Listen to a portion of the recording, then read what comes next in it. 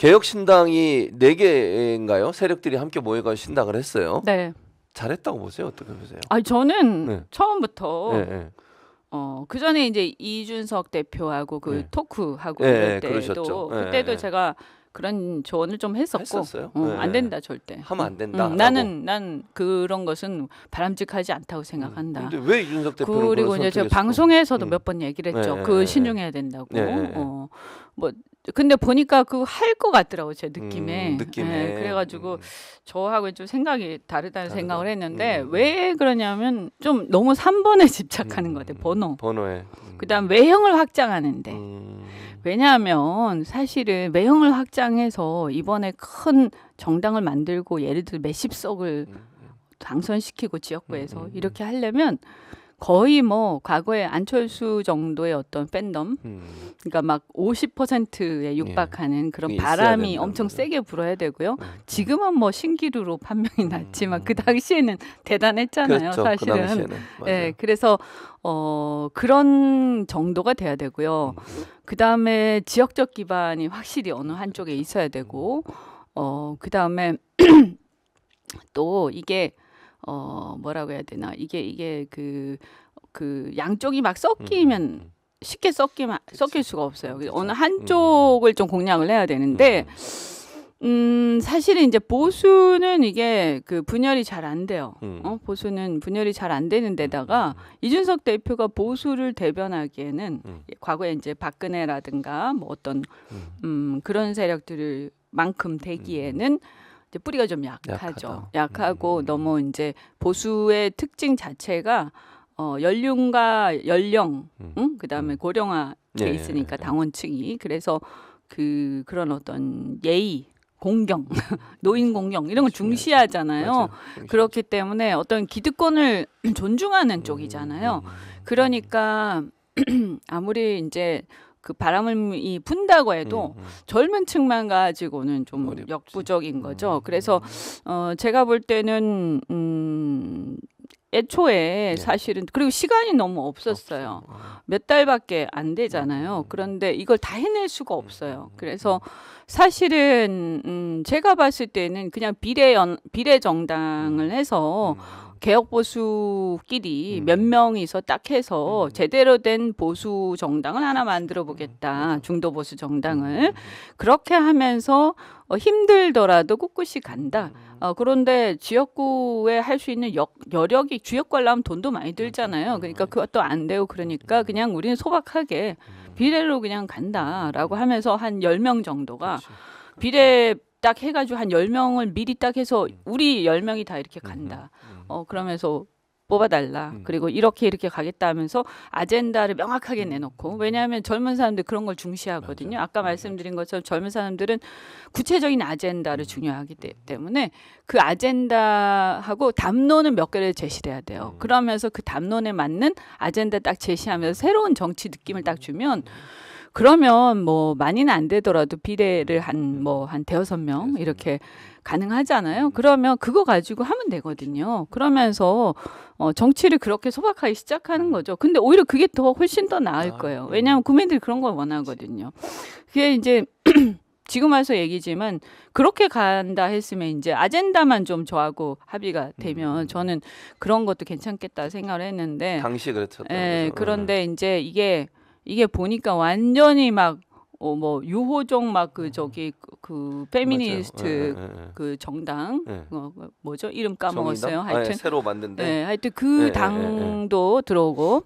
근데 그 당 같은 경우 뭐 그분들의 생각은 존중하는데 사실은 젊은 보수들이 가장 이렇게 비토가 심한 그 영역이 그런 영역이거든요. 여성 운동이라든가 저는 존중합니다만 현재 이제 우리 현실이 그렇다는 거죠. 대중들의 인식이. 그래서 특히 이대남들 그러면 펜코의 지지 기반이 이대남이잖아요. 펜코가 주류가 이대남인데 그 이대남의 가장 그 중요한 게 반팸인데 그게 이제 바람직하다 아니다를 떠나서 본인의 기반이잖아요. 그러면 그거에 대한 이제 어떻게 할 거냐? 이걸 버릴 거냐? 아니면 갖고 갈 거냐? 그럼 갖고 가면서 그걸 반패미를 당장 다 쓰레기통에 쳐넣는 거는 불가능하거든요. 그 짧은 시간 안에 설득하는 데 시간이 걸리고. 그러니까 이거 뭐 한 1, 2년 남았으면 모르겠는데 그거 안 되는 거죠. 그래서 이 정치에서 지지 기반이 되는 세력과 그들이 선호하는 아젠다나 뭐 어떤 가치관 네. 이런 것들하고 전부 막 괴리가 되어 버린 맞아요. 거죠. 그런 거죠. 그다음에 이번 선거는 정권 심판 아니면 정권 옹호거든요. 둘 중에 하나죠. 하나잖아요. 네. 그 세게 붙어 있는 거 아니에요. 지금 그렇죠. 민주당이 약간 헤매고 있어서 그렇지. 근데 더 이상 헤매면 안 된다니까. 안 되지. 네. 그런데 정권 심판 프레임, 그럼 야당은 정권 심판 프레임에 올라타서 그 안에서 야당끼리 경쟁하는 상황이거든요. 그렇게 그러면 되는 예를 들어서 민주당하고 개혁신당이 있을 때 민주당보다 잘하는 야당이 되면 표가 오죠. 그러니까 더 잘 싸우면서 더 대안을 많이 내놓고 더 이렇게 예를 들어서 더 운동권이 아니라 그 밑에 세대, 그래서 더 젊은 미래 세대로 딱 보이면 이게 혁신된 야당으로 보인단 말이에요. 근데 그렇게 안 하잖아요. 그러니까 그렇게 했으면 진짜 네. 민주당이 굉장히 위협적이었을 그렇죠. 거예요. 만약에 그랬다면 그랬으면 상당히 네, 위협적이고 네. 아마 20, 30대, 40대까지도 막 넘어갔을 그렇죠. 거라고. 제 주변에도 눈여겨본 사람들이 많았거든요. 지금 아니잖아요. 예, 저도 사실은 그런 네. 관심이 좀 있기도 네, 했었고, 네, 솔직히 한때는. 그런데 이게 이제 보니까 그렇게 안 가고 야당성이 약해지는 거예요. 아니 정권 심판을 해야 되는데 그런데 그 얘기 안 해. 그런데 이낙연 그분들의 후보를 떠나서 제가 그 얘기를 방송 나와도 몇 번 했어요. 이낙연을 비롯해서 민주당의 탈당파들은 그들 개인의 어떤 역량이나 이런 거 훌륭할지 몰라도 뭐 그건 제가 노코멘트 하겠습니다만 그들의 지금 프레임이 틀렸다. 틀렸지. 이번 총선에서 그건 맞아요. 절대로 표를 얻을 수가 그치. 없다. 그럼 정권 심판을 하자는 거냐 아니면 옹호를 하자는 거냐 했을 때 이재명 대표 심판 아니에요? 그러니까요. 지금 그러니까 그렇게 그럼 약간 주장을 해. 뜬금이 없는 거지. 뜬금없죠. 지금 대선도 아니고 네. 총선에서 정권 네. 심판하자는데 야당 대표 심판 그러면 그건 국힘의 아젠다란 말이에요. 그거 맞아요. 그러면 그렇게 생각하는 사람은 국힘 찍지 않겠어요? 당연히 그러죠. 그럼 개혁신당 찍겠어요? 안 찍죠. 그러니까 이게 양쪽에 지지층이 어차피 쫙 갈라지는 이슈에서 이 이슈에 타지를 못하는 거예요. 어느 한쪽에도. 그래서 어필이 안 돼. 맞아요. 정권 심판 외쳐도 여기보다 약해지고 민주당보다. 그다음에 민주당 심판 외치면 국힘보다 약해지기 때문에 선택의 대상이 안 돼 버리는 거예요. 그래서 이제 그분들이 탈당을 한 뭐 어떤 사정이 있는지 모르지만 네. 그분들이 사실 성공하기 굉장히 어려운 이번 총선은 어렵단 말이에요. 뭐 총선, 뭐 대선이나 지방선거 이런 것도 아니고 저는 이번 총선에서 그분들이 탈당해도 살아나기 힘들다 이렇게 봤거든요. 근데 그분들하고 손을 잡는다? 그러면 이제 그나마 약간의 명분이 좀 있었잖아요. 이준석 대표는 이제 쫓겨난 입장이고 그다음에 반윤을 좀 열심히 했으니까 뭐 한때는 이제 뭐 그래도 그 대선 때는 열심히 돕고 양두구이. 막 했지만 나중에는 좀 세게 공격을 네. 했으니까 그러면 그래도 야당성을 가진 20, 30대는 어필할 수 있단 말이에요. 근데 이것조차도 이제 나가는 거죠. 그리고 이탈하는 거죠. 그래서 지지를 할 어떤 덩어리가 없는 거예요. 지지를 받을. 그래서 굉장히 안타깝게 됐고 3번에 집착해서 외형을 불리는데 노력한 것 같은데 그거의 실패 사례가 바른미래당이잖아요. 그렇죠. 저는 그거 그때 너무 힘들었기 때문에 본인도 그때 있었잖아요. 이준석 대표도. 본인도 그렇게 얘기했었거든요. 근데 왜 그러죠? 근데 이제 막판에 네. 이제 막 그 몸집 불리기를 하다 보니까 이렇게 되는 거죠. 이 사람 저 사람 들어오잖아요. 그럼 양양자 들어오고 그다음에 또 김용현도 들어오고 막 이렇게 되면 이게 비례 정당으로 소화가 안 되는 상황이 되고 이분들 그럼 영입을 했는데 지역구를 내보내야 되는데 번호가 저 뒷번호면 들어오시겠어요? 안 들어오잖아요. 그렇죠. 그러니까 3번이나 4번을 확보를 해야 되는 상황이 되고 그러면 이제 어떻게 되냐면 이 사람 저 사람 다 받게 되는 거예요. 심지어 막 이상한 사람도 받게. 아니 황보승 얘기도 나와요. 황보승 의원 얘기도. 아니 그거는 최악이죠. 솔직히 그분도 뭐 사정은 있겠지만 이 어쨌든 그런 말하자면 어떤 쇄신이나 혁신의 이미지하고 전혀 다르죠. 개혁의 이미지하고 완전 정반대로 가면서 네. 아니 이게 뭐냐 이렇게 되는 거예요. 그럴 수밖에 없어요. 그래서 자꾸 외형을 불리는데 집착하면 이제 만년 3등이 되는 거죠. 그래서 그건 참 안타깝다. 그러니까 그 본래 어떤 처음에 신당을 하겠다라고 했을 때 취지 그거가 이제 제가 볼 때는 좀 명확했나 혹은 생각했던 거랑 좀 다른가? 그러니까 저는 만약에 3당을 나와서 3당을 한다면 그때 탈당할 때 탈당하기 전에도 이제 막 네. 싸울 때 네. 나가서 만약에 창당을 한다면 그래서 굉장히 선명한 반윤 야당 그렇지. 응? 그렇게 하죠. 그러면서 젊은 그 야당성을 가진 젊은이들 그러니까 민주당에는 만족을 못하지만 약간 보수 성향이 있어서 그러나 지금 현재 국힘의 보수로는 이건 보수도 아니다라고 생각하는 젊은 층들이 있거든요. 그럼 이런 이제 개혁적 보수들 또는 민주 보수들 이런 층을 이제 일종의 중도죠. 지금 보면 이 층을 이제 흡수를 하는 전략으로 가면서 그게 이제 그냥 깔끔하게 몇 명만 딱 국회 들어가서 새로운 모습 보여주겠다. 그러면서 예를 들면 뭐 국회의원 특권 내려놓기 이런 것도 한동훈보다 더 세게 하는 거죠. 응? 아예 그냥 우린 차 안 타고 다닌다. 대중교통 타고 다니고 자전거 타고 다니고 그다음에 지하철 타고 다니고 뭐 그런 다 지금 그러고 있으니까 그러고 세비도 뭐 한 반 정도는 그냥 기부한다. 다 필요 없다. 우린 그냥 열심히 국민 위해서 봉사. 저 같으면 그럴 것 같아요. 그죠? 그렇게 하면서 그냥 초라하지만 열심히 해볼 테니까 지켜봐 달라. 그렇게 하는 거죠. 그냥 너무 막 이렇게 목에 힘주고 번듯하게 보이려고 노력하면 안 돼요. 그러면 양당을 못 이기거든요. 그렇죠. 너무 안타까워요. 그래서 결국에는 저렇게 막 유호정 의원까지 막 데리고 또 아까 그 황보승이 왔는지 모르지만 또 네, 뭐 이 그런 기사가 얘기까지도 나왔어요. 나오고 네, 기사가. 네. 또 이낙연 대표가 어울립니까? 솔직히 전 다른 걸 다 떠나서 네.